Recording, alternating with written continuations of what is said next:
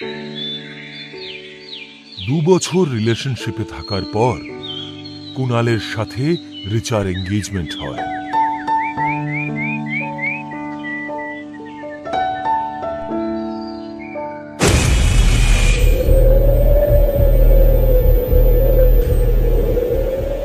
তবে ওদের এঙ্গেজমেন্ট হওয়ার পরেই রিচার সাথে পরপর বেশ কিছু অদ্ভুত ঘটনা ঘটে চলেছে। এখন ওরা ওদের 2 বন্ধু বরুণ আর আলিশার সঙ্গে একটা ফ্ল্যাটে থাকে, যেখানে বহু পুরনো একটা ঘটনার উদ্ঘাটন হতে চলেছে। সকালবেলা রিচা চোখ খোলা মাত্রই দেখল আলিশা ওর পাশে শুয়ে আছে।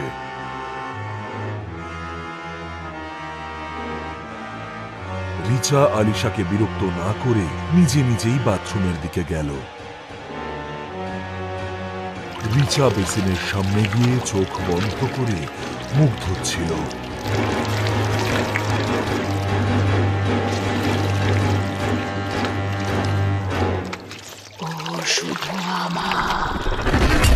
আর এমন সময় ও একটা ভয়ানক শব্দ শুনতে পেল। আর যেই ও ওয়াশ বেসিনের আয়নার দিকে তাকালো, রিচা দেখল স্কুল ড্রেস পরে একটা মেয়ে দাঁড়িয়ে আছে, যার চুল ছিল খোলা, চোখ ছিল টকটকে লাল, আর মাথা থেকে রক্ত পড়ছিল।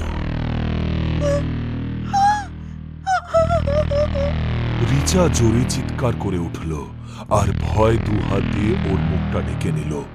রিচার সাহস হচ্ছিল না যে ও ঘুরে আবার সেই ভয়ঙ্কর চেহারার মেয়েটিকে দেখবে। রিচার চিৎকার শুনে কুনাল, আলিশা আর বরুণ বাথরুমে ছুটে এলো। কি হয়েছে রিচা? কুনালের গলা শোনা মাত্রই রিচা চোখ খুলল আর ছুটে গিয়ে কুনালকে জড়িয়ে ধরল। ওই মেয়েটা, ওই ভয়ঙ্কর দেখতে মেয়েটা। এই বলেই রিচা কাঁদতে কাঁদতে চুপ করে গেল, এবং রিচাকে এত ভীত দেখে ওরা 3 জনেই বেশ ঘাবড়ে গেল। আর ওরা রিচাকে ওর ঘরে নিয়ে গেল। আলিশা রিচাকে জল খাওয়ালো।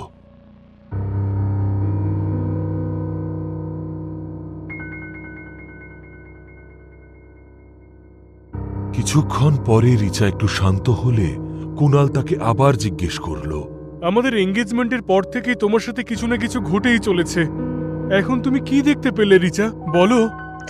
একটা মেয়ে ছিল, বিভৎস ভয়ঙ্কর দেখতে। ও আবার একটা স্কুল ড্রেসও পরেছিল। আর আর কি? ও বলছিল ও শুধুমাত্র আমার। এটা শুনে সবাই বেশ চমকে উঠল। আর কুনাল বলল, ও আমার?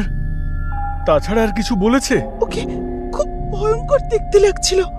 অতটুকু বলা মাত্রই আমি ভয় চিৎকার করে উঠি, আর তারপরে তোমরা ওখানে যাও। গাইস, আমরা নিউ জেনারেশনের মানুষ হলেও রিচার সঙ্গে যা যা ঘটছে তা কিন্তু একেবারেই ইগনোর করা উচিত নয়। আমার তো মনে হয় ব্যাপারটা চার্চের ফাদারকে জানানো উচিত। রিচাকে এরকম ভীত দেখে কুনাল সরাসরি বলে দিল যে সেও এই মতে রাজি। আলিশা চার্চে ফোন করলে ফাদার জানালেন যে রাতের প্রেয়ারের পর ফাদার তাদের বাড়িতে আসবেন। সারাটা দিন ওরা বিভিন্নভাবে রিচার যত্ন নিল।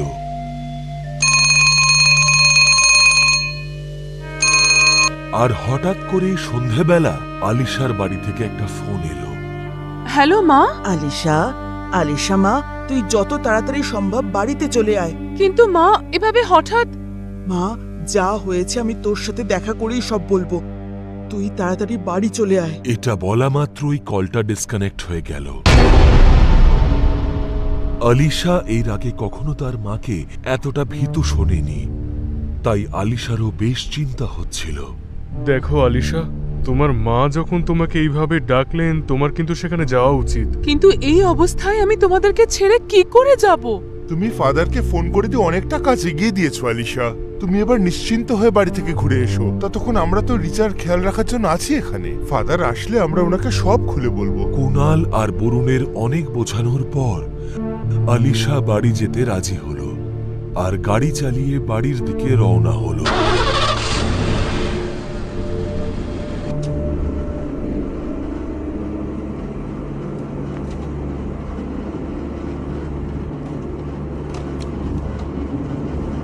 রাস্তা দিয়ে যখন ও গাড়ি চালিয়ে যাচ্ছিল তখন হঠাৎই একটা আওয়াজ ওর কানে এলো। ভয়তে আলিশা গাড়ি থামিয়ে দিল আর পিছনে সিটের দিকে তাকিয়ে দেখল, কিন্তু সেখানে কেউ ছিল না। স্বস্তির নিঃশ্বাস ছেড়ে ও যেই সামনের দিকে তাকালো তখন ও বুঝল মেয়েটা ওর পাশেই বসে আছে। আলিশাকে দেখে ও ভয়ঙ্কর ভাবে হাসতে লাগলো।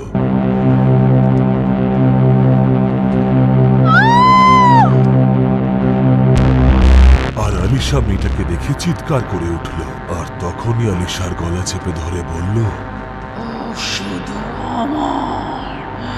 এই বলেই মেয়েটা আলিশার মাথা ধরে স্টিয়ারিং এর উপর ঠুকতে শুরু করল।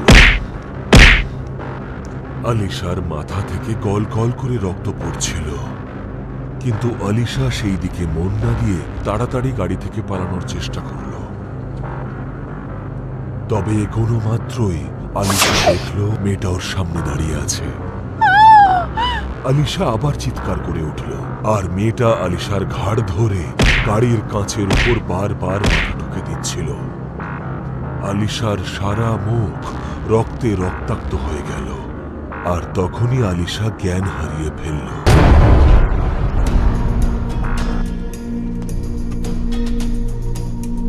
মেয়েটা গাড়ির কাঁচের ভেঙে পড়ে থাকা একটা টুকরো হাতে নিল আর আলিশার গলায় চালিয়ে দিল। আলিশার গলা দিয়ে তখন গল গল করে রক্ত পড়ছে, আর কয়েক সেকেন্ডের মধ্যেই আলিশা মারা গেল।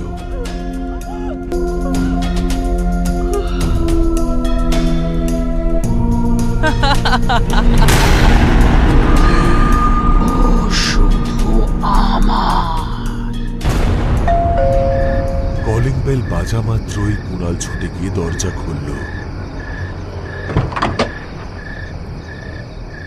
আর দেখল ফাদার এসেছেন। কুণাল ফাদারকে নিয়ে ঘরে ঢুকল আর ওদের সাথে যা যা ঘটেছে সবকিছু ফাদারকে বলল। রিচা বারবার ওই মেয়েটাকে দেখতে পাচ্ছে। তার মানে এই নয় যে রিচা ওই মেয়েটিকে সত্যিই চেনে। এমনও হতে পারে যে মেয়েটার সাথে রিচার কোনো যোগাযোগই নেই। আপনি কি বলতে চাইছেন? ও শুধুমাত্র আমার। ওর এই কথাটা আমার মনে হয় অন্য কিছু ইঙ্গিত করছে। আমার মনে হয় ইশারাটা তোমার দিকেই। মানে ও আমাকেই কথাটা বলতে চাইছে? রিচাকেও বারবার স্কুল ড্রেসেই দেখা দিচ্ছে। তার মানে ও তোমার স্কুল জীবনের কোনো পরিচিতা হবে। মনে করার চেষ্টা করো, তোমার স্কুল জীবনে এমন কোনো বন্ধু যে সেই সময় তোমার খুব কাছের ছিল। এটা শোনা মাত্রই কুণালের মাথায় একজনের কথা মনে পড়ল। সুহানা। হ্যাঁ, আমাদের স্কুলের সব থেকে সরল, সাধারণ আর উইক স্টুডেন্ট ছিল। সবাই ওকে নিয়ে খুব মজা করত। আর ওর কার্তিক ছাড়া তেমন কোনো বন্ধুও ছিল না। ওরা দুজন একই রকম মানুষ ছিল। এমনিতেই ওই দুজনকে সমস্ত স্টুডেন্টরা ভীষণ বিরক্ত করত, কিন্তু আমি কখনো এরকম করিনি। একদিন কার্তিক ওর বাবা মায়ের সাথে ওর এক কাকুর বাড়িতে যাচ্ছিল। ওই দিন ওদের অ্যাক্সিডেন্ট হয় আর ওরা তিনজনই মারা যায়।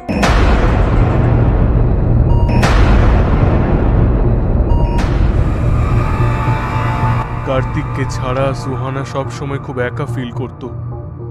ও একা একাই থাকতো। ওকে নিয়ে যখন সবাই ঠাট্টা করত আমার ভীষণ খারাপ লাগতো। এরকমই একদিন কলেজের ক্যান্টিনে কয়েকজন স্টুডেন্ট মিলে ওকে বিরক্ত করছিল। আমি ওখানে পৌঁছে দেখি ও ভীষণ কাঁদছে আর সব স্টুডেন্টরা ওকে ঘিরে দাঁড়িয়ে আছে। আমি ওটা নিতে পারলাম না। আমি ওকে ওখান থেকে বের করলাম। ওকে দেখে ভীষণ দুঃখী মনে হচ্ছিল। জিজ্ঞেস করতে ও বলল যে পুরো স্কুলে ওর একটাই বন্ধু ছিল, কার্তিক। আর কার্তিকও এখন নেই। ওর মুখে এই কথাটা শুনে ওর প্রতি আমার ভীষণ মায়া হলো। আমি ওর দিকে বন্ধুত্বের হাত বাড়ালাম আর বললাম যে আজ থেকে আমি তোমার বেস্ট ফ্রেন্ড। এখন থেকে তুমি আর একা নও, এবার থেকে আমরা একে অপরের বন্ধু। এই কথা শুনে ও ভীষণ খুশি হয়েছিল। আর তারপর থেকে আমি ওর সাথে আমার বাকি বন্ধুদের মতোই ব্যবহার করতে শুরু করলাম। এমনিতে তো ও নর্মাল হয়ে গেছিল, তবে আমি অন্য কারোর সাথে কথা বলি সেটাও পছন্দ করতো না। এই বলে কুণাল চুপ করে গেল। আর তারপর তার কি হয়েছিল? ওর মৃত্যু হয়েছিল কিভাবে? বাবার ট্রান্সফার হওয়ার পরে আমি পরিবার নিয়ে ওই শহর ছেড়ে এখানে চলে আসি। আর কিছু মাস পরে আমি আমার বন্ধুদের থেকে খবর পাই যে সুহানা স্কুলের ছাদ থেকে লাফ মেরে আত্মহত্যা করেছে।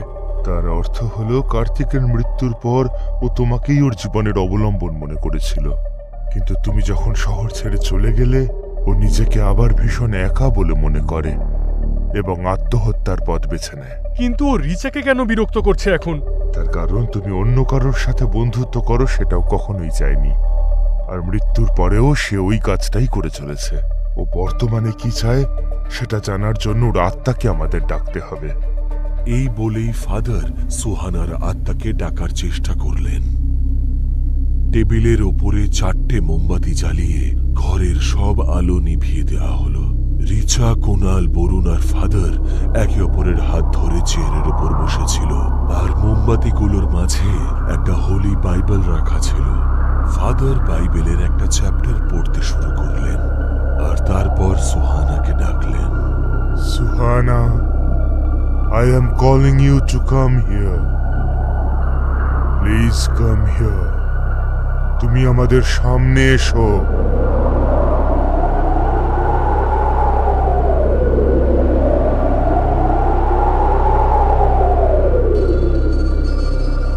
বেশ কিছুক্ষণ এইভাবেই চেষ্টা করার পর সুহানা নিজের সেই ভয়ঙ্কর চেহারা নিয়ে সবার সামনে এলো। আর তাকে দেখে সবাই খুব ভয় পেয়ে গেল।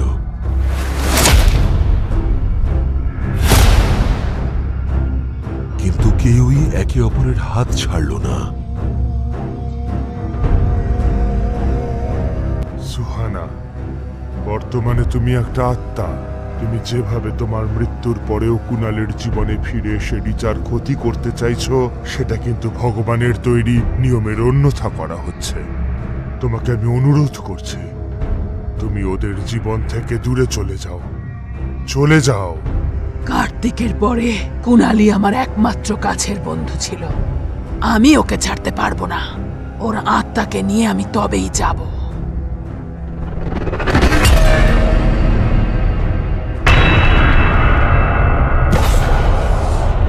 তোমার এই সিদ্ধান্তটা মোটেই সঠিক নয় সুহানা। এতে বহু মানুষের জীবন নষ্ট হয়ে যাওয়ার সম্ভাবনা আছে। ফাদারের কথা শুনে সোহানা জোরে চিৎকার করে উঠল, আর তখনই ঘরের মধ্যে প্রচন্ড হাওয়া বইতে লাগলো। কেউ কিন্তু ভুলেও কারোর হাত ছাড়বে না, কেউ ছাড়বে না।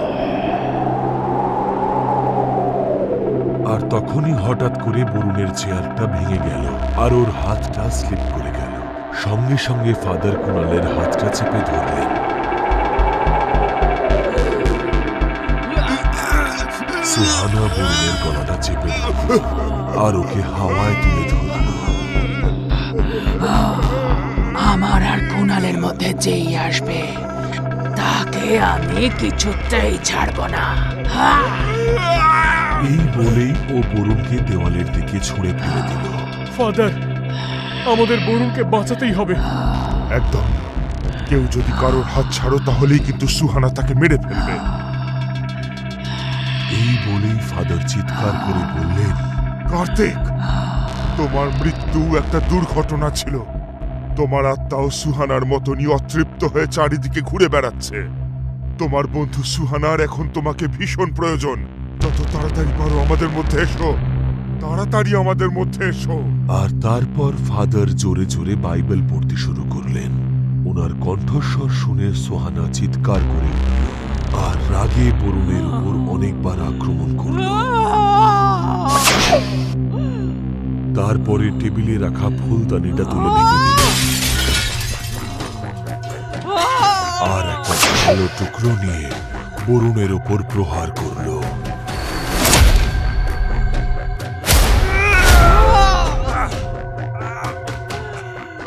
সেটা বরুণকে বেশ গভীরভাবে আহত করল।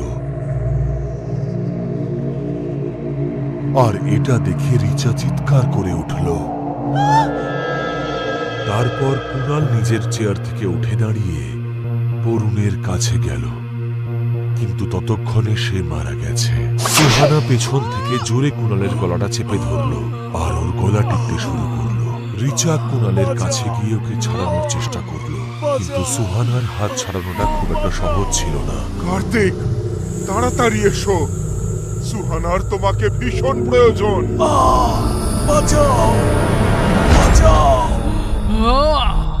সুহানা, সুহানা! হঠাৎ করে পেছন থেকে একটা আওয়াজ এলো, যেটা শুনে সুহানা একেবারে শান্ত হয়ে গেল। সুহানা যেই পেছনে ঘুরে দেখল, সেখানে কার্তিক দাঁড়িয়ে ছিল। সুহানার মুখে আনন্দের হাসি ফুটে উঠল। কার্তিক, কার্তিক, তুমি আমাকে ছেড়ে কোথায় চলে গেছিলে কার্তিক? আমার এই পৃথিবী থেকে চলে যাওয়া না হয় একটা দুর্ভাগ্য ছিল, কিন্তু তুমি যেটা করছো সেটা ঠিক নয়। আমার মতন কুণালও তোমার একজন ভালো বন্ধু ছিল। ওর জীবনটা আমাদের দুজনের থেকে আলাদা। আমার আত্মা এখনো শান্তি পায়নি। যেরকম বেঁচে থাকতে ছিলাম, তারপর তুমি এলে, আর আমি জীবনে শান্তি খুঁজে পেলাম। আমার সঙ্গে চলো সুহানা, আজ থেকে আমরা আবার একে অপরের বন্ধু হলাম। আর এবার আমাদের নিজেদের জগতে চলে যাওয়া উচিত। এই শুনেই সোহানা হেসে উঠল আর কার্তিকের কাছে গিয়ে ওকে জড়িয়ে ধরল। দুজন দুজনকে পেয়ে খুব খুশি হল। ফাদার বাইবেল থেকে কয়েকটা লাইন পড়তে পড়তে ওদের ওপর ফুঁক দিলেন। দুজনের আত্মা নিমেষের মধ্যেই উধাও হয়ে গেল, আর চারিদিকটা নিস্তব্ধ হয়ে গেল। এখন এই দুজনেরই আত্মা প্রভুর কাছে পৌঁছে গেছে। ওরা আর কখনো এখানে ফিরে আসবে না। স্বর্গে ওরা দুজন শান্তিতে একসঙ্গে থাকবে। এই শুনে কুণাল রিচাকে জড়িয়ে ধরল, আর বন্ধুত্ব এবং প্রেমের গল্পটা এভাবে শেষ হল।